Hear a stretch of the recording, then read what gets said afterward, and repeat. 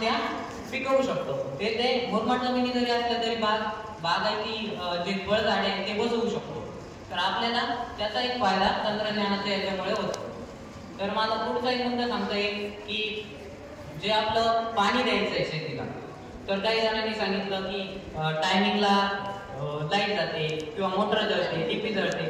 तर मला त्यांच्यासाठी सांगायचं आहे की आत्ताच्या आधुनिक जमान्यामध्ये किंवा आत्ताच्या कालावधीनुसार सिंगल फ्यूज मोटर पण आहे.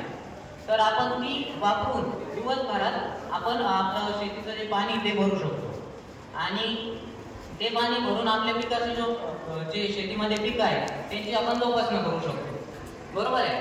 तर अजून जर सांगायचं ठरलं तर आपण ज्या प्रदेशामध्ये पाण्याची कमी आहे, तर आता जसे आमच्या थोडक्यात जरेकाठी, निंबेरे, तांबेरे हा जर भाग बघितला तर काही ठिकाणी एकदम पाण्याची कमतरता आहे की जे आत्ताच पिण्यासाठी पाण्याची कमतरता आहे.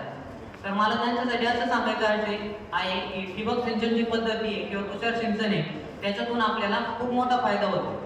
कारण की पाणी जरी कमी असलं तरी पण खूप मोठ्या प्रमाणामध्ये आपल्याला शेती करता येऊ शकते.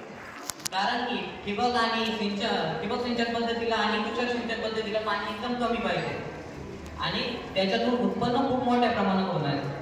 तर ते उत्पन्न वाढतंय, हाच तर तंत्रज्ञानाचा फायदा आहे.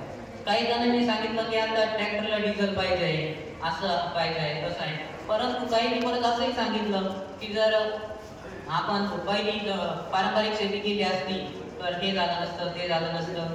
तर मला असं म्हणणं आहे की जर आपला एक बी पेरण्याचा एक कालावधी असतो, तो आपल्याला ज्या त्याच टायमिंगला ते करावा लागतो. तर आपण जर ते बी त्या वेळेत पेरलं नाही, पावसाळ्यामध्ये जर उशीर झाला तर त्याचं उत्पन्न कमी निघतं. जर आपल्याला एक बैलाने जर पेरणी करायची असेल तर 1 एकरासाठी कमीत कमी 2.5-3 तास लागून जातात. तर आपल्याला तिथं ट्रॅक्टरने पेरणी करायची असेल तर अर्धा ते 1 तासात होऊन जातं आणि ट्रॅक्टर न बघता भरपूर काम करू शकतो, तसं माणसाचं नाही. आणि तसं जर अजून बघितलं तर आपण हाताने पेरणी म्हणजे हाताने उगायचं. थोडक्यात आता गव्हाचा सीझन झालाय पेरायचं, तर गहू आपण हाताने फुकीत होतो. तर आता तोच गहू ट्रॅक्टरच्या सहाय्याने पेरून त्याचे व्यवस्थित एका एकरामागे व्यवस्थित जे काही त्याचं किलोचं प्रमाण आहे ते बियाणं आपण टाकत असतो. तर त्याच्यामुळं कमी जास्त बियाणं होणं किंवा मग अतिरिक्त बियाणं पडणं किंवा कमी बियाणं पडणं हा तर भाग राहिलेला नाही. तर तो एक ट्रॅक्टरचा किंवा याचा फायदा आहे. तर अजून मला सांगता येईल की आता तुम्ही जर बघितलेलंच असेल की नवीन यंत्र निघली किंवा मी आता तुम्हाला उदाहरणार्थ सांगू शकतो की टोकन यंत्र आहे. जे टोकन यंत्र आहे, आपल्याला जर मका पेरायची असेल किंवा मका टोबायची असेल हाताने, तर एका दिवसासाठी 1 एकर जर मका लावायची असेल तर आपल्याला 4 ते 5 मजूर पाहिजे असतात, जे की टोकन यंत्राच्या सहाय्याने आपण एका दिवसात लावू शकतो. तर तो पण एक मुद्दा आहे. आणि जर अजून बघायचं ठरलं तर आताच्या आधुनिक शेतीच्या याच्यामध्ये मल्चिंग पेपर ही एक मोठा हे झालेला ट्रेंड आलेला आहे. आता मल्चिंग पेपरच्या सहाय्याने आपण जे तण नियंत्रण करू शकतोय. जे तण नियंत्रण केल्यामुळे आपला जो शेतीचा अतिरिक्त जी ताकद शेतीची वाया जाते ती जात नाही आणि त्यापासून आपल्याला फायदा पण होतो. आता काही जण परत म्हणतील की मल्चिंग पेपरच्या वापरामुळे आपलं शेतीची टेम्परेचर वाढते. तर त्यासाठी पण शेतकऱ्यांनी अजून एक महत्वाचा मोठा पर्याय शोधून काढलेला आहे की तिथं पाचटाचं मल्चिंग करतात. हा पण आधुनिक शेतीचाच प्रकार आहे ना.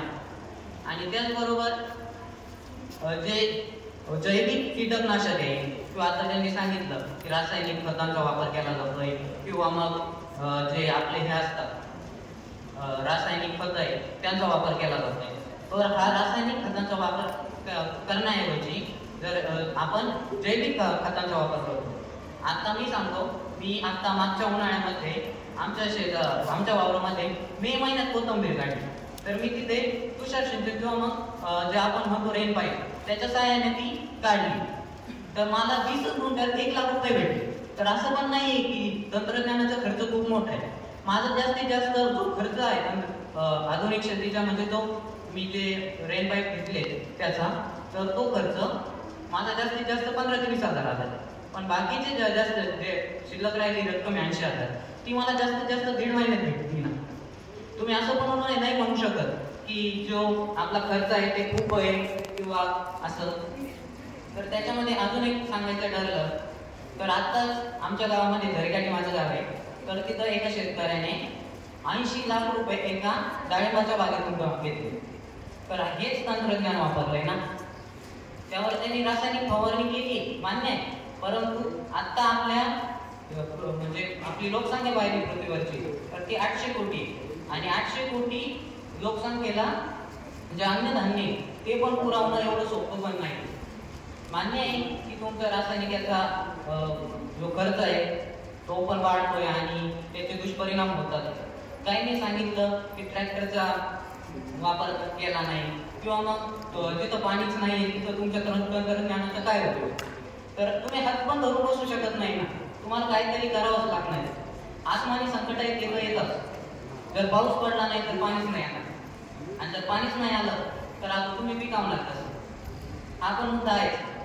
तर तुम्ही तिथं तंत्रज्ञानाचा वापर करून ठिबक सिंचन किंवा जे आपलं असतंय तुषार सिंचन स्प्रिंकलर याचा वापर तुम्ही करू शकता. आता जर मला हे सांगायचं आहे की त्यानंतर आधुनिक शेतीमध्ये रोप लावणी म्हणजे डायरेक्टली बी लावण्याऐवजी रोप लावतोय आपण. तर हे रोप लावणे खूप महत्त्वाचं आहे कारण की आपला टाइम असतो. अजून एक सांगायचं असलं तर जे आपण ऊसाचं क्षेत्र आहे आपलं, तर हे ऊसाचं क्षेत्र आपण मोठ्या प्रमाणात पिकवतो. जर एखाद्याची 4 एकर जमीन असेल तर तो 1 एकर तरी ऊस लावतो.